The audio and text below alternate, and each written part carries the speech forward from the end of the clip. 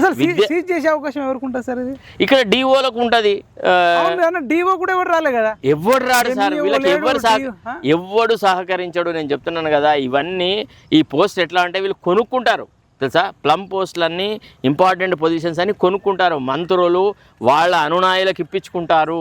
వాళ్ళే hospital superintendents ఉంటారు. ఇవాళ డాక్టర్లు హాస్పిటల్స్లలో మందులు వస్తాయా? ప్రభుత్వ రంగం వచ్చే వ్యక్తి బయటకు వచ్చి మాట్లాడింది చూడలే, ఎప్పుడు చూడరు వాళ్ళని మాట్లాడి నేను చూసా కదా sir. I dealt with the education department as a special government పీడర్. I know what happens. అక్కడ నిజాయితీ గల ఆఫీసర్ ఎవడన్నా ఒకడు ఉంటే వాడిని బలి చేస్తారు. నేరేళ్ల శారదకి మనమే ఇవాళ ప్రజా సంఘాల వాళ్ళు, తర్వాత సోషల్ మీడియా వాళ్ళు మనమే మద్దతు తెలపాలి. నేరేళ్ల శారదని మనం కాపాడుకోవాలా. ప్రభుత్వం మాత్రం డెఫినెట్గా ఆమెను బలి చేస్తుంది. ఈ ప్రభుత్వము ఈ ప్రైవేట్ విద్యా సంస్థల తొత్తు వాళ్ళతో పాటు కుమ్ముక్కై ఉన్నది. కాబట్టి విద్యార్థులకు ఏదో మేలు జరుగుతుంది లేదు. నిన్న నేరేళ్ల శారద విజిట్ చేసినప్పుడు కొంతమంది పిల్లల తల్లిదండ్రులు ఆమెకు జరుగుతున్న పరిస్థితిని ఎక్స్ప్లెయిన్ చేయబోతే ఆ స్కూల్లో ఉన్నటువంటి సోకాల్డ్ వాళ్ళు ఉంటారు కదా సిబ్బంది, వాళ్ళు తల్లిదండ్రులను మాట్లాడనివ్వట్లేదు. ఒక తండ్రి అన్నాడు, నేను 2,50,000 కట్టినా, అది సూర్యాపేట నుంచి వచ్చినాడు. అంటే చెప్తున్నాను మీకు, ఇట్లా జరుగుతుంది అనమాట ఈ వ్యవస్థను. సార్ ఎడ్యుకేషన్ విద్యాశాఖ మంత్రి ముఖ్యమంత్రి ఇంకా నియమించలేదు అంటున్నాడు. ఎందుకు నియమిస్తాడు సార్? ఆయనకు కావాల్సింది అన్ని శాఖలు తన దగ్గరే ఉండి తన నేతృత్వంలో ముడుపులు పోయినాయండి 10 నెలల్లో శ్రీ చైతన్య నారాయణ నుంచి విద్యాశాఖ మంత్రి అయినా కాబట్టి. అది మనకి అంటే ఇదమిద్దంగా తెలియదు, అట్లాంటి వ్యవస్థ లేదు. బట్ ఒకటి మాత్రం ఉంది, వీళ్ళకి అధికారుల అండదండలు ఉంటేనే వీళ్ళు ఇంత పెట్టరేగి విద్యను వ్యాపారంగా మార్చినారు. విద్యలో కూడా సర్వీస్ అనేది లేదు. పర్యావరణం మీద చెరువుల మీద ప్రేమ ఉంది, మూసిని ప్రక్షాళన చేస్తున్నాడు. అంత బోగస్ దాని మీద డబ్బుల మీద ప్రేమ, మూసి మీద ప్రేమ లేదు, పర్యావరణం మీద ప్రేమ లేదు. జస్ట్ అంటున్నాను ఒక సెకండ్, అంత మాటలు చెప్తుండు కదా. మరి రెడ్ హ్యాండెడ్గా మీ పార్టీ మన శారద గారు రెడ్ హ్యాండెడ్గా దొరకబట్టి చిట్లుంటే మరి విద్యను ప్రక్షాళన చేయాల్సిన అవసరం లేదా సార్ హాస్టల్లను? సార్ అంతెందుకు సార్, ఈ మాట అంటే నోరు తెరుస్తలేదు. అదిగా సార్, విద్యా కమిషన్ కాన్స్టిట్యూట్ చేసి ఎన్ని రోజులు అయింది సార్? ఈ అగ్నూరు మురళి సార్ వచ్చింది అంతే కదా. మరి ఆయన కూడా ఒక్క మాట మాట్లాడతలేడు. ఆయన ఎందుకు పోలేదు? ఆయన ఎందుకు ఇన్స్పెక్షన్ చేయలేదు? ఆయన డ్యూటీలో ఇది భాగం అవునా కాదా ఆ విషయాలు ఆయన చెప్పాలి కదా. అవును, ఆయన కూడా మరి ప్రైవేట్ విద్యా సంస్థల మీద కొంత అజమాయిషీ ఉండాలి, కొంత సూపర్విజన్ ఉండాలి, కొంత గైడెన్స్ ఇవ్వాలి ప్రభుత్వ పరంగా. కొంత నిఘా లేకపోతే ఈ విద్యార్థుల తల్లిదండ్రులను, సామాన్య మధ్యతరగతి కుటుంబాలకు చెందిన విద్యార్థులను ఎక్స్ప్లాయిట్ చేస్తున్నారు అనే విషయం ఆయన గ్రహించొద్దా? ఒక సామాన్యమైన కుటుంబం నుంచి పైకి వచ్చినాడు కదా, ఆయన మాత్రం ఏం చేస్తున్నట్టు ఆయన ఎందుకు నిద్రిస్తాడు? ఈ ప్రొఫెసర్ కోదండరాం పెద్ద ఉపాధ్యాయుడు, ఆయన ఏం బీకినాడు సార్? ప్రొఫెసర్ అట. ఆయన ఏం చేసినాడు? ఆయనే ప్రైవేటు విద్యా సంస్థల యొక్క ఈ పెట్టరేగిన తనాన్ని నాడు కూడా బయటకు వస్తలేడు, అసలు మాట్లాడు. ఆయన ఇవాళ మొత్తం కంప్లీట్ గా మూగపోయినాడు. ఆయన ప్రజల తరఫున మాట్లాడమని ఎమ్మెల్సీ పోస్ట్ ఇచ్చినాడు అంతే. దర్శాలు నువ్వు ఒర్రకు నీకు పోస్ట్ ఇచ్చినా అని. ఆయన గతంలో కూడా పెద్దగా మాట్లాడింది లేదు సార్. ఆయన ఎప్పుడు ప్రజల తరఫున మాట్లాడలేదు సార్. ఏదన్నా రెడీగా ఉండే మైక్ ఇస్తే అక్కడ తూలుతాడు, 4 విషయాలు మాట్లాడతాడు, వెళ్ళిపోతాడు అంతే. దిగిపోయిన తర్వాత మళ్ళీ ఆయన ఏం మాట్లాడినా ఆయనే మర్చిపోతాడు. ప్రజల తరఫున ఆయన కొట్లాడింది లేదు, సచ్చింది లేదు. ఇది అంతా ఉత్తదే బోగస్. విన్నారా? ఈ రాష్ట్రంలో ప్రైవేట్ విద్యా సంస్థల మీద ఎమ్మెల్యే నోరు తెరతలేడు. ఒక్క ఎమ్మెల్యే సార్, బీజేపీ కానీ కాంగ్రెస్ వీళ్ళ అనునాయులకు అక్కడ విద్యా సంస్థలలో అడ్మిషన్లు ఇస్తారు చైతన్య వాళ్ళు. తర్వాత జ్యుడిషియల్ ఆఫీసర్స్ పిల్లలకి అడ్మిషన్లు ఇస్తారు, తర్వాత కలెక్టర్ల పిల్లలకి ఇస్తారు, పోలీస్ ఆఫీసర్ల పిల్లలకు తక్కువ ఫీజుకి దాంట్లో ఆ విద్యా సంస్థలలో అడ్మిషన్స్ దొరుకుతాయి. ఆ రకంగా వీళ్ళు ఏం చేస్తారంటే అన్ని వ్యవస్థలను వీళ్ళు మేనేజ్ చేస్తారు. హైకోర్టు కూడా ఇన్వాల్వ్ కావాలి. ఈ హైకోర్టు ఎందుకు ఇన్వాల్వ్ కాలేదు? హైకోర్టు తనకు తానుగా, హైకోర్టు ఈజ్ నాట్ డిశ్చార్జింగ్ అని ఎగ్జిక్యూటివ్ ఫంక్షన్స్ కదా. ఎవరైనా ఈ రకంగా అన్యాయం జరుగుతుందని హైకోర్టుకు పోతే జడ్జెస్ మే రియాక్ట్. అవును సార్, మీరు కూడా ఎన్నోసార్లు రైతుల కోసం మాట్లాడుతున్నారు, సరే, ఉద్యోగుల కోసం మాట్లాడిర్రు, కరెంట్ గురించి మాట్లాడిర్రు. మరి కాదు సార్, మీరు కూడా శ్రీ చైతన్య నారాయణ కానీ ఆ 2 గంటలే ఏవైతే ప్రైవేట్ సంస్థలలో ఇంత దారుణం సార్, గ్రౌండ్ లేదు సార్ వాకింగ్ చేయడానికి. అయ్యో రామ, మీకు ఇంకో విషయం తెలియదు. ఓన్లీ ఒక 6-7 అంతస్తుల బిల్డింగ్ ఉంటుంది. అవి కూడా ఇల్లీగల్ కన్స్ట్రక్షన్స్ ఉంటాయి. అవి ఎందుకోసం రెసిడెన్షియల్ గా తయారు చేసినటువంటి బిల్డింగ్లను వీళ్ళు కిరాయిలకు తీసుకుంటారు, కిరాయికి తీసుకొని నడిపిస్తారు. తర్వాత ఏ క్యాంపస్లో ఉన్నా మీరు పోండి, గంట సేపు విద్యార్థులకు వ్యాయామం ఉండదు. గంట సేపు విద్యార్థులకు మోరల్ ఎడ్యుకేషన్ ఎట్లా అరుగుతుంది? వాళ్ళు గట్టనే ఉంటారు. ఎంతమంది రోగాలతో పడుంటారు. మీరు ఆ సంస్థలకు పోండి సార్, పోతే మీకు తెలుస్తుంది. ఆరోగ్య సమస్యలు చాలా ఉంటాయి ఆ విద్యార్థులకి, చాలా నానా రకాలుగా ఉంటుంది. ఆ విద్యార్థులు బందీలుగా, అసలు ప్రిజనర్స్ గా ఉంటారు అక్కడ. హాస్టల్లో అడ్మిషన్ అంటే ఇట్స్ ఏ ఇంప్రిజన్మెంట్. చెప్తుంది తెలంగాణ రాష్ట్రమేనా అందరు షాక్ అవుతారు ఈ వీడియోలో. అదే కదా, మీరు మీ మీద కేసు వేస్తే మీరు బాధ్యత వహిస్తారా? ఎందుకు వహించాం? వాళ్ళ తాత మొత్తం ఇంకా ఎక్కువ బయటకు తీసుకొని వస్తారు. నాకు తెలుసు కదా వాళ్ళ బొందా, వాళ్ళేం పరువు నష్టం దావా వేస్తారు. వాళ్ళ బతికేందో నాకు తెలుసు కదా. నేను నా పిల్లల్ని అదే ఇన్స్టిట్యూషన్లో చదివించిన. మొత్తం ఫీజులు అన్ని నా దగ్గర రిసిప్ట్స్ ఉన్నాయి. ఒక్కొక్క పాపకి ఎంతెంత కట్టినా ఏమున్నాయి, చాలా స్ట్రక్చర్ ఉంటుంది సార్. 1 lakh అండ్ అబోవ్ ఉంటుంది వీళ్ళకి. ఇంటర్మీడియట్ ఫస్ట్ ఇయర్ సెకండ్ ఇయర్లకి, తర్వాత ఎంసెట్ కోచింగ్ వేరు, జేఈ మెయిన్ కోచింగ్ వేరు, ఐఐటి బ్యాచెస్ వేరు, ఇట్లా రకరకాలుగా ఉంటుంది అనమాట. సి బ్యాచ్ అంటారు, తర్వాత ఇంకేదో బ్యాచ్ అంటారు, రకరకాల పదాలు పెట్టేసేసి వీళ్ళు వాడుతున్నారు. మళ్ళీ ఒకప్పుడు శ్రీ చైతన్య నారాయణ ఇద్దరు పోటీ సంస్థల్లాగా ఉండే కదా, మళ్ళీ ఇప్పుడు వాళ్ళు ఇద్దరు ఒకటైనారు, కుమ్ముక్కైనారు. ఇంకా వాళ్ళే డిసైడ్ చేస్తారు ఈ సంవత్సరం విద్యా వ్యవస్థకి గింత, ఇంటర్మీడియట్ గింత ఫీజు పెట్టాలి, గింత ఇది పెట్టాలా అని. అంతే. ఫీజు రెగ్యులేటరీ కమిషన్ అనేది అసలు ఒకటి ఉన్నదా అనేదే ఎవరికి తెలియదు. ఇప్పుడు తిరుపతిరావు కమిషన్ అన్న వాళ్ళు పెట్టినారు ప్రైవేట్ విద్యా సంస్థల్లో ఫీజుల నియంత్రీకరణ అని. ఆయన ఏం రిపోర్ట్ ఇచ్చినాడు? ఆ రిపోర్టును అమలు చేశారా, చేస్తారా, చెయ్యరా, అసలు ఏం చేశారు? ప్రభుత్వ పరంగా ఈనాడు ఎడ్యుకేషన్ మీద ఒక్క రివ్యూ మీటింగ్ జరిగిందా? టీచర్లకు నేను అపాయింట్మెంట్ ఇస్తున్నా, మీరు పోయి బ్రహ్మాండంగా చేయండి, మీ మీదనే గురుతర బాధ్యత అంటే నేను కూడా మాట్లాడిన ఆ రోజున ముఖ్యమంత్రి. ఎవడు మేధావి సార్? వాళ్ళంతా ఒక గుమ్మం మీద గురించి మాట్లాడతారు రేవంత్ గాని. ఈ సోకాళ్ళు మేధావులంతా మేధావులు వీళ్ళు. మేత వేస్తే మురిగేవాళ్ళు అంతే తప్ప వీళ్ళకి ప్రజాహితం మీద సంబంధమే లేదు. వాళ్ళు ఎన్నడూ కొట్లాడిన చరిత్ర లేదు సార్. వాళ్ళు ఎవరో వేరే వాళ్ళ తరఫున కొమ్ముగా ఉంటుంది. కేటీ రామారావుని పొగుడమంటే దేశపతి శ్రీనివాస్ ఫుల్ గొంతెత్తి మాట్లాడతాడు. ఆయన విరమల ప్రకాష్ అయినా అంతే. వీళ్ళందరూ ఏం సార్? వీళ్ళు ప్రజాహితం కోసం మాట్లాడే సందర్భం సార్. కేసీఆర్ని సరిదిద్దడము, కేసీఆర్కి సపోర్ట్గా నిలవడము, కేసీఆర్ను తిట్టడము, వీళ్ళ అవసరాల కోసం మాట్లాడతారు. ఎందుకు ఓడిపోయింది అనే దాని మీద కొన్ని వందల వీడియోలు చేస్తారు. కానీ శ్రీ చైతన్య నారాయణలలో పాపం అన్నంలో సున్నం వస్తుందట, అన్నంలో బొద్దింకలు వస్తున్నాయట, గాలి లేదు. ఇది ఇవాళ జరగట్లేదు సార్, ఇది ఎప్పటి నుంచో జరుగుతుంది సార్. నేను ఎన్నో సార్లు కొంతమంది సోషల్ మీడియా వాళ్ళ తరఫున ఆయా కాలేజీలకు పోయినాము, ఆ స్కూళ్ళకు పోయినాము, ప్రభుత్వ రంగంలో జరుగుతున్నటువంటి వ్యవస్థలను చూసినాము. పోలీసులను పెట్టి ఆ విద్యా సంస్థలకు కొంటారా సార్? అందరినీ కొనేస్తారు సార్. అవును, సిఐఎస్ఐల పిల్లలకి అందులో అడ్మిషన్ దొరుకుతుంది తక్కువ ధరకి, ఎక్కువ ఫీజు ఉండదు, ఒక్కొక్కసారి వాళ్ళకు మినహాయింపు కూడా ఉంటుంది, రకరకాలుగా ఉంటుంది. వీళ్ళు వ్యవస్థలు అన్నిటి మేనేజ్ చేసి అమ్ముడు పోతారంటారా? కొందరు ఏం సార్ అందరు అమ్ముడు పోతారు? కొందరు ఎక్కడ ఉన్నది అసలు? మీరు ఏదో కొందరు అంటున్నారు. అసలు ఈ వ్యవస్థలు అన్నిటి మీద పోలీస్ యంత్రాంగానికి ఏమైనా అజమాయిషి ఉందా? వాళ్ళు పోయి చూస్తున్నారా? ఇప్పుడు ఒక సూసైడ్ జరిగింది అనుకోండి, ఫర్ ఎగ్జాంపుల్, విద్యార్థులు చాలా మంది సూసైడ్ చేసుకున్నారు. ఫ్యాన్ కురి వేసుకొని అక్కడ ఇక్కడ ఒక సూసైడ్ జరిగినప్పుడు దీనికి సోషల్ కాజెస్ ఏంది? యాక్చువల్లీ విద్యార్థులు ఏ దశలో ఇక్కడ ఉన్నారు, ఏ పరిస్థితులలో వీళ్ళు ఇక్కడ విద్య నేర్చుకుంటున్నారు అనే అంశాల మీద కూలంకషంగా స్టడీ చేసి వాళ్ళకు రిపోర్ట్ ఇచ్చినారనుకో, ఆ డిఓకో సంబంధిత సెక్రటరీ బోర్డ్ ఆఫ్ ఎడ్యుకేషన్కో ఎవరికో ఒక రిపోర్ట్ ఇచ్చి ఈ రకమైన అరకొర వసతులున్నాయి, విద్యార్థుల మీద చాలా స్ట్రెస్ ఉంది, వాళ్ళు ఆ పీడనకు గురై ఇట్లా ఉరివేసుకుంటున్నారు, this is the root cause అని చెప్పి వాళ్ళు రిపోర్ట్ ఇస్తే దీని మీద ఎంక్వైరీ జరిగేది. పోలీసులు అట్లా ఇచ్చినారా? ఇవ్వలేదు కదా. మీరు పోయి శ్రీ చైతన్యలోనో లేకపోతే నారాయణలోనో ఫీజు మీద గొడవ పడండి, చూడండి 5 నిమిషాల్లో పోలీసు వచ్చి మిమ్మల్ని తీసుకొని ఎత్తిపోతారు. ఎంతమంది తల్లిదండ్రులను బెదిరిస్తారు అక్కడ. వాళ్ళ బౌన్సర్లు ఉంటారు సార్. బౌన్సర్లు పెట్టుకున్న ఒక అవసరమే ఉంటుంది సార్. అట్లనే ఫీజులు వసూలు చేస్తారు. మీరు ఒకసారి, అందుకే మీకు అనుభవం లేదు, మీరు వెళ్ళండి దయచేసి ఒక ఛానల్గా. మీరు రేపు కొన్ని ఈ శ్రీ చైతన్య కాలేజెస్ కానీ అక్కడ ఇక్కడ పోయి అక్కడ తల్లిదండ్రులతో మాట్లాడండి. వాళ్ళకి ఎట్లా మార్కులు వస్తాయని. చాలా వరకు మెరిట్తో రావు, ఇది మేనేజ్మెంట్తో వీళ్ళకి వచ్చే ర్యాంక్ లేదా సార్. కొన్నిట్లలో మనం వాయిస్ వింటాం, వాయిస్ ఓవర్లో మొదటి ర్యాంక్ శ్రీ చైతన్య, రెండో ర్యాంక్, మూడో ర్యాంక్, 4, 5, 6, 10 టెస్టులు చెప్తారు కదా. చెప్తారు. నాకు కూడా అనిపిస్తుంది చదివితే శ్రీ చైతన్య నారాయణ చదువుమని. అంత బోగస్. ఎక్కడ చదవాల్సిన అవసరం లేదు. మంచి విద్యార్థి, మంచి ఉపాధ్యాయులు ఉండి చక్కగా చదువు చెప్పి మంచి ఇట్లా అట్మాస్ఫియర్ ఉంటే మన పిల్లలు బంగారు తునుకలు చక్కగా చదువుతారు. నాడందరూ ప్రైవేట్ విద్యాసంస్థలు అడ్వకేట్ అయ్యారు. మేమే కాదండి, నాకంటే ముందు ఎంతో మంది ఉస్మానియాస్ లో ఆర్ట్స్ కాలేజీలో చదువుకున్న వాళ్ళు, నాకంటే జడ్జిలు, హైకోర్టు జడ్జిలు అందరూ ప్రైవేట్ విద్యాసంస్థలు చదవలేదు కదా. ఎవడు అసలు ప్రైవేట్ ఎడ్యుకేషన్ అసలు లేనే లేదు కదా. ఇవన్నీ ఎంత 1985, 84 నుంచి పుట్టిన సంస్థలు అనమాట. టీడీపీ వచ్చినప్పటి నుంచి. అంతే టీడీపీ, అది చంద్రబాబు నాయుడు అంతే. కానీ చాలా మంది వేల మంది పిల్లలు నష్టపోయారు కదా సార్, లక్షలలో. అయ్యో సార్, కోట్ల రూపాయల ఇది సార్ సార్ డబ్బుల తర్వాత సార్ వాళ్ళ ఆరోగ్యాలు చాలా మంది నాశనం అవుతారు, సగం మంది చదువులో చనిపోయినారు కూడా పెడతారు, కొందరు చనిపోతారు, రకరకాలుగా జరుగుతుంది సార్. ఇక వీళ్ళ గురించి ఎక్కువ మాట్లాడడం వృధా సార్. వినరా, ఈ ప్రభుత్వ పరంగా ఏమైనా ఇప్పుడు చర్యలు రేవంత్ రెడ్డి క్యాబినెట్ ఏమన్నా తీసుకుంటే మీరు అప్రిషియేట్ చేస్తారా? మరి చర్యలు తీసుకున్న నాడు మళ్ళీ మాట్లాడదాం సార్. మనం బతికే ఉంటాం కదా, కొన్ని మంచి చర్యలు తీసుకొని విద్యార్థి లోకానికి మేలు చేసేటువంటి ప్రక్రియ చేసేసి అసలు ఫీజు రీఎంబర్స్మెంట్ అయ్యి అని చవటను పట్టుకొని మీరు ఏదో పెద్ద విద్యా వ్యవస్థను ఇంప్రూవ్ చేస్తారని అంటారు. చిన్న ఆశ, ఏం ఆశ చెప్పండి?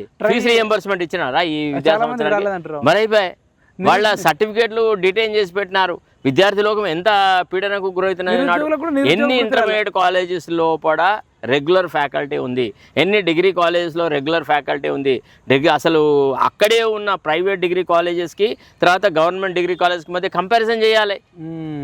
ఇక్కడి విద్యార్థులే అక్కడికి పోతున్నారు. ఇక్కడ ఎందుకు చదువుడు, మీరు వేస్ట్గా అక్కడ పోయి చేరండి, సీతారాయణ చేరండి, నారాయణ చేరండి, అక్కడ చేయండి. ఇంకా ఐఏఎస్ ఐపీఎస్ కోచింగులలో కూడా వీళ్ళు ఎంట్రీ అయినారు.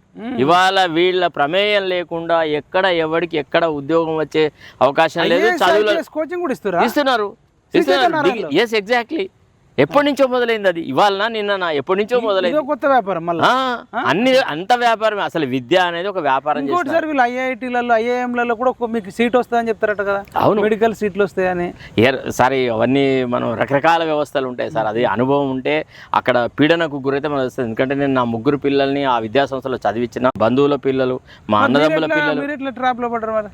ట్రాప్ ఏంది, వేరే గతి లేదు కాబట్టి ఏం చేస్తాం సార్? మొత్తం అన్నింటిని క్లోజ్ చేసేస్తారేమో. అంతే కదా. ఇప్పుడు నువ్వు ఇక్కడ కొట్లాడితే వేరే చోటికి పోతే నీకు అక్కడ అవకాశం లెక్కనంటారా? అంతే దర్శాలి. మానోపలి అనేది ఉంది. ఇంటర్మీడియట్ ఎడ్యుకేషన్ మీద వీళ్ళ మానోపలి అనేది కంటిన్యూస్ గా ఉంది. విన్నారా? వీళ్ళకి ప్రభుత్వం యొక్క అండదండలున్నాయి. నేరెళ్ల శారద వల్ల ఏం జరగదు, ఊదు గాలదు, పీరి లేవదు. మీరు కావాలంటే రాసి పెట్టుకోండి. 4 రోజులు నిజం చెప్తున్నాను, ఏం చేయలేదు ఆ అమ్మాయి. ఒక్కరితో ఏం చేస్తుంది? ప్రభుత్వ పరంగా నీకు సపోర్టే దొరకదు. ప్రభుత్వం ఏదో ఇప్పుడు 2 రోజులు సోషల్ పబ్లిక్ ఆడిట్ ఉంటుంది కాబట్టి 2 రోజులు ఆమె తరఫున మాట్లాడతారు. ఆ తర్వాత ఏదో ఒక రోజు ఆమెకు చెప్తారు, ఓమ్మా నువ్వు చాలా ఎక్కువ చేస్తా ఉన్నావు, నీకేం పని లేదా, ఇంకా చాలా మహిళలకు ఎన్నో సమస్యలు ఉన్నాయి, ఇంకా విద్యా సంస్థల చుట్టూ ఎందుకు పడ్డావమ్మా, ఏమైనా డబ్బులు లేకపోతే ఆమె మీద కూడా అవినీతి ఆరోపణలు చేస్తారు. ఈమె ప్రైవేట్ విద్యా సంస్థల మీద అటాక్ చేసేసి డబ్బులు వసూలు చేసిందనో మీద వేస్తారు. అంతే, అటనే జరుగుతుంది అనమాట. కాబట్టి తెగిస్తారంటారు, ఎంతకంటే అంతకు తెగిస్తారు. ఎవరిని తీసుకువచ్చినా వీళ్ళు అవినీతి ఆరోపణలు చేస్తారు. అసలు తెలంగాణ రాజకీయ వ్యవస్థను నాశనం చేసిందే ఈ ఆంధ్ర ఈ సెంటర్ అన్నమాట. అంతే, వీళ్ళే నాయకులు, విద్యా సంస్థలు, ఈ వ్యాపారవేత్తలు. అంతే అంతే, ఎదర్చాలి. అంతే. ఇప్పుడు ఏ పత్రిక కూడా మాట్లాడు. ఆంధ్రజ్యోతి రాధాకృష్ణ కూడా దీని మీద ఇప్పుడు తొలి పలుకుంటుంది. ఏ వాడి గురించి మొత్తం సార్, మళ్ళీ ఒక్కనాడు కూడా మాట్లాడాడు. ఎప్పుడు మాట్లాడరు సార్. అంత అవుతుంది. వాళ్ళే మేధావులు అనుకుంటారు. అసలు తెలంగాణలో కూడా తెలివిగలాడు ఎవ్వడు లేడు అనేటువంటి ఒక అజ్ఞానంలో ప్రబలుతున్నటువంటి వ్యక్తులు వాళ్ళు. తెలివైన వాళ్ళు రాధాకృష్ణ, రేవంత్ రెడ్డి. ఎవరిని వాళ్ళ పేరు ఎందుకు లాస్ట్ ఫైనల్ గా హైకోర్టు ఒక 2 నిమిషాల్లో ఫినిష్ చేద్దాం. చివాట్లు పెట్టింది, ఆదివారం నాడు కూల్చివేతలు ఎందుకు, అమీన్పూర్ లో ఒకలాగా. ఆ విషయం నేనే ముందు రేకెత్తించిన. చాలా ముందు మీరు ఫస్ట్ సారి ఎప్పుడైతే వాళ్ళని అమీన్పూర్ లో కూల్చినారో, సండే తర్వాత ఎన్ కన్వెన్షన్ ని ఆదివారం నాడు కూల్చినాడో, ఆనాడే నెక్స్ట్ డేనే నేను మా దృక్కోణం ఛానల్ ద్వారా నేను చాలా సీరియస్ ప్రశ్నలు రేవైతున్నా. అసలు నీకు 3SS జడ్జిమెంట్ చదివావా? ఏది పిఎల్ఎన్ శర్మ, తర్వాత జస్టిస్ ఖాద్రి, బిఎస్ రాయకోట నేతృత్వంలో ఒక ఫుల్ బెంచ్ జడ్జిమెంట్ ఉంది 3SS అనేది. అంటే పబ్లిక్ హాలిడేస్లో కూలగొట్టకూడదు, తర్వాత సాయంత్రం అయిన తర్వాత చేయవద్దు, ముందు నోటీసులు ఇవ్వాలి, తగు జాగ్రత్తలన్నీ పెట్టినారు. ఈ రకమైనటువంటి న్యాయ సూత్రాలు ఎన్నో ఉన్నాయి. వాటన్నిటిని ధిక్కరించి హైడ్రా అత్యుత్సాహం ప్రదర్శించి ఎట్లా పడితే అట్లా కూలగొట్టినారు అనమాట. అది మరి ఎట్లా నెక్స్ట్ ఏం జరగబోతుంది సార్? చూడాలి. ఇప్పుడు మరి ఇంకో ఛానల్లో చూసిన సూపర్ పవర్స్ ఇస్తున్నాం హైడ్రాకు అని చట్టబద్ధత చేస్తున్నాం, ఇంకేది ఉన్నా ఇంకా మేము అన్ని సెట్ చేసే కూల్చేస్తాం అని అంటారు. ఎట్లా ఉండదు ఇప్పుడు ఎట్లా ఏదో రకంగా ఇప్పుడు ఆపక తప్పదు. ఎందుకంటే కాంగ్రెస్ అధిష్టాన వర్గం కూడా చాలా సీరియస్ అయింది. ఈ బుల్డోజర్ రాజ్ అయింది. సుప్రీంకోర్టులో కూడా ఈ బుల్డోజర్ రాజ్ మీద కొంత చర్చలు జరుగుతున్నాయి. కాబట్టి ఇప్పుడు కొంత ఏదో అట్లా మేము అది కంటిన్యూ చేస్తున్నామని చెప్పడానికి ఇవాళ 2 డిమాలిషన్ చేసినారు ఆ చాదర్ఘాట్ ఆ ఏరియాలలో. కొద్దిగా స్లో డౌన్ అవుతారు, ఇక తప్పదు. ఎందుకంటే ప్రజాగ్రహానికి గురైతే ఏ ప్రభుత్వం మన జాలదన్నమాట. మరి ఎట్లా సార్ అది? మరి మరి రేపటి రోజున వరదలు వస్తే ఎట్లా మరి? ఏం వరదలు వచ్చినాయి సార్? ఎక్కడ వరదలు వచ్చినాయి? ఎవరి ఇళ్లలోకి పోయినాయి? ఇప్పుడు వీళ్ళు కూలగొట్టే విజయవాడ ఖమ్మం పోయింది కదా, అట్లా అవుతుంది మనకు అంటారు. అంత అవుతుంది అన్నాడు. విజయవాడ ఖమ్మం వచ్చిన పరిస్థితి వేరు, మన పరిస్థితి వేరు. ఇది అంత అవుతుంది. వీళ్ళ పబ్బం గడుపుకోవడానికి, వీళ్ళు ఈ పెద్ద పెద్ద మెగా ప్రాజెక్టులు పెట్టడం ఏంది అంటే డబ్బులు దండుకోవడానికి తప్ప ప్రజాహితం కోసం కాదు. కేటీఆర్ ఒక లాస్ట్ ఒక భయంటుండు, ఆర్బిఎక్స్ అని ఉంటుంది కదా, రివర్ బెడ్ యాక్షన్, అది తీసేసి అక్కడ కేసీఆర్ రాసుకోండి, ఎవడొస్తాడో నేను చూస్తా అంటుండు. కేసీఆర్ పేరు ఎందుకు రాలి? ఆయన బయటకు రావట్లే. మరి అట్లాంటి శరత్ సార్ పేరు చవట. ఇక ఆయన గురించి మనం ఆయన మాట్లాడే మాటల మీద వాళ్ళ కేసీఆర్ పేరు రాసుకోమంటుండు. అంత అవుతుంది అంటే ఇక వాళ్ళు కాకుంటే మేమే మిమ్మల్ని ఉద్ధరిస్తాము కాబట్టి మీ ఫుట్బాల్ ప్రజల ఫుట్బాల్ రేవంత్ రెడ్డి కాలుతుందంటే కేసీఆర్ దగ్గర పడతాయి, కేసీఆర్ కాలుతుందంటే రేవంత్ రెడ్డి దగ్గర పడతాయి. అట్లా ప్రజలని ఫుట్బాల్ లాగా ఆడుకోవడానికి అలవాటు. కష్టాలు ఉన్న కేసీఆర్ వచ్చి పరామర్శి మీరు మాట్లాడుతారు. రేపు మీరు సీఎం క్యాండిడేట్ కాదు, మీకు ఒక రాజకీయ పార్టీ లేదు. మనమే మాట్లాడతాం సార్, మీకు రాజకీయ పార్టీ లేదు, సీఎం కాదు, మీరు ఎమ్మెల్యే కూడా పోటీ చేయరు. మీరు మాట్లాడినంత సంఘంలో 10 ఏళ్ళు సీఎం పదవి చేసిన అతను కూడా మాట్లాడతలేడు. మీకు ఏమనిపిస్తుంది ఈ విషయం? మీరు క్లోజ్ గా కలిసి నేను ఏమనుకోను. ఆయన ఇంకా ఇట్లనే పాపం పండాలి, ఇంకా ప్రజాగ్రహానికి ఈ ప్రభుత్వం గురి కావాలి. మొత్తం నేను ఏం కృషి చేయకుండా ఎట్లయితే తెలంగాణ ఉద్యమం అంతా వచ్చిన తర్వాత పెద్ద లాస్ట్ మినిట్ లోపల వచ్చేసి నేనే మిమ్మల్ని సేవ్ చేస్తా అనే ఒక లాస్ట్ డ్రామా ఆడతారు. ఇప్పుడు వీళ్ళతోనే అల్లర్లు చేస్తూ ఉంటాడు. అంతకంటే ఎక్కువ ఉండదు, ఏం జరగదు. Thank you sir. ఇదండి, అసలు మామూలుగా లేదు. నేరెళ్ళ శారద గారితో మరి ఏమీ కాదు, ఆమెను చెయ్యనియరు అని చెప్పి సారు సంచలన వ్యాఖ్యలు, వివాదాస్పద వ్యాఖ్యలు చేసిండు. అదేవిధంగా శ్రీ చైతన్య నారాయణ ఒక మాఫియాని కూడా పెద్ద స్టేట్మెంట్ ఇచ్చినాడు. మరి దీని మీద ఏం జరుగుతుందనే చూద్దాం. నిజంగా మేము పిఎంఆర్ టీవీ ఛానల్ నుంచి శరత్ సార్ కృతజ్ఞతలు తెలియజేస్తూ సీఎం రేవంత్ రెడ్డికి కానీ, కాంగ్రెస్ పార్టీకి కానీ, క్యాబినెట్కి కానీ, మహిళా ఎమ్మెల్యేలకు కానీ, యశస్విని రెడ్డి గారు కానీ, పర్ణికారెడ్డి కానీ, సీతక్క కానీ, వీళ్ళందరూ కూడా మీకు మహిళల పట్ల, కొండ సురేఖ గారు కానీ, ఇంకెవరికైనా సరే, ఇప్పుడు ఈమె సబితా ఇంద్రారెడ్డికి కానీ, సునీత లక్ష్మారెడ్డికి కానీ, ఎమ్మెల్సీ కవితకు కానీ, ఇంకా సత్యవతి రాథోడ్కి కానీ, ఎవరైతే బీఆర్ఎస్ మహిళలకు అన్యాయం జరిగిన మహిళల మీద ఏమన్నా అంటే ఊరికొస్తారు ఆ మహిళలు, కాంగ్రెస్ వాళ్ళనంటే ఈ కాంగ్రెస్ మహిళలు ఊరికొస్తారు. మరి ఇప్పుడు అమ్మాయిలకు అన్యాయం జరిగితే వీళ్ళందరూ కలిసి వస్తారా రారా? ఇక బీజేపీ ప్రభుత్వం కూడా, మరి బీజేపీ పార్టీ కూడా దీని మీద మాట్లాడతారా? 8 మంది ఎంపీలు, 8 మంది ఎమ్మెల్యేలు ఉన్నారు. మరి రైతుల మీద దీక్ష పెట్టిన వాళ్ళు శ్రీ చైతన్య నారాయణ విద్యా సంస్థల దోపిడీ పైన, ప్రైవేట్ విద్యా సంస్థల దోపిడీ పైన మీరు ఇందిరా పార్క్ దగ్గర ఏమైనా ధర్నాలు చేసేది ఉందా, లేకపోతే నెగ్లిజెన్స్ చేస్తారా? ఫీజుల నియంత్రీకరణ జరగాలి. ప్రజలను దోచుకుంటున్నారు. ఫీజుల నియంత్రీకరణ ఎంత పడుతుంది? వాళ్ళు ఫిక్స్ చేసిందే ఫీజు కాబట్టి ఫీజుల నియంత్రీకరణ చేయకుండా ప్రభుత్వం. సార్ గ్రౌండ్ లేకుండా మాత్రం వెంటిలేషన్ కిటికీలు సార్ అట్లీస్ట్ అదే కదా, అదే పరిస్థితి ఉంది. అట్లీస్ట్ కిటికీలు లేని, లేకపోతే గ్రౌండ్ చిన్నగా, పెద్ద గ్రౌండ్ కాకపోయినా చిన్న గ్రౌండ్, ఒక 10 నిమిషాలు వాకింగ్ చేయడానికి కూడా గ్రౌండ్ లేని కాలేజీలను మాత్రం వెంటనే ఈ ప్రభుత్వము రద్దు చేయాలి. రద్దు చేయకపోతే భవిష్యత్తులో విద్యార్థులకు అన్యాయం జరిగితే, మొన్న కేసీఆర్ నిరుద్యోగులతో ఓడిపోయిండు, రేపు భవిష్యత్తులో ఇప్పుడున్న ఇంటర్మీడియట్ పిల్లలకు 16 ఏళ్ళు, ఇంకా 4 ఏళ్ళ తర్వాత వాళ్ళకి 20 ఏళ్ళు, ఈ విద్యార్థులందరూ కూడా రేవంత్ రెడ్డికి వ్యతిరేకంగా ప్రచారం చేస్తారు, చేపిస్తాం. ఇప్పుడు నేను నిర్ణయం కనుక తీసుకోకపోతే వీళ్ళతో ఏమవుతుంది అనుకుంటే, ఖచ్చితంగా ఈ పిల్లలు 16, 15, 14, 16, 17 ఏళ్ళ పిల్లలు మీరే రేపు రేవంత్ రెడ్డి మీద కొట్లాడాలి. ఇప్పుడు ఈయన నిర్ణయం తీసుకుంటే సపోర్ట్ చేద్దాం, నిర్ణయం తీసుకోకపోతే మాత్రం ఒక దోషిగా నిలబడతారు. మేము ఇక ఫైనల్గా తల్లిదండ్రులకు విజ్ఞప్తి చేస్తూ ఉన్నాం, మీరు 1కి 2 సార్లు ఆలోచించండి. జాయిన్ చేసేటప్పుడే సౌకర్యాలు లేకపోతే పిల్లల్ని హింసించొద్దు, రోబోలు ఎక్కరట మాఫియా ఉందంటుండు సారు. మరి ఆలోచించండి. ఇప్పటికైనా మీ పిల్లలకు ఒకవేళ ఫుడ్ పడకపోయినా, ఏదైనా పడకపోతే ఇంజనీరింగ్ డాక్టర్ తర్వాత చూసుకుందాం. మీ పిల్లలు చెప్పిన మాట వినండి. అట్లీస్ట్ వాళ్ళకి స్మార్ట్ ఫోన్ ఇవ్వకపోయినా ఒక డబ్బా ఫోన్ అన్నా వాళ్ళకి ఇవ్వాల్సిన అవసరం ఉందని నా పర్సనల్ అడ్వైస్ సార్. వాళ్ళకి ఫోన్ కార్డ్స్ ఉంటాయి, వాళ్ళు తల్లిదండ్రులతో మాట్లాడడానికి కానీ ఒక్కసారన్నా మాట్లాడడానికి అవకాశం ఉంటాయి, కానీ వాళ్ళు మాట్లాడాలి. ఒక్క రోజన్నా మాట్లాడాలి. మరి తల్లిదండ్రులతో మాట్లాడకుండా చదివిన ఒకటే, చదవకపోయినా ఒకటే. చదివే లేదు అంత అవుతుంది. మళ్ళీ వీళ్ళకి ఎవ్వరికి కూడా సమాజం పట్ల రోజు ఒక పేపరు చదవరు, లేకపోతే సమాజం పట్ల ఎటువంటి జ్ఞానం లేదు, స్వతంత్ర సమరయోధుల గురించి తెలియదు, సామాజిక విషయాలు తెలియదు, బంధువులు తెలియదు, మనుషులతో మాట్లాడే మానవ సంబంధాలు తెలియదు. ఇట్లాంటి పరిస్థితులలో ఇంకా ఫోన్ కూడా ఇవ్వద్దు అనే రూల్ మాత్రం చాలా డేంజర్ అనిపిస్తుంది. స్మార్ట్ ఫోన్ ఇస్తే ఎడిపోతారేమో కానీ డబ్బా ఫోన్ అయితే ఉండొచ్చు. రోజుకొకసారి తల్లిదండ్రులకు మాట్లాడే అవకాశం ఇవ్వాలి.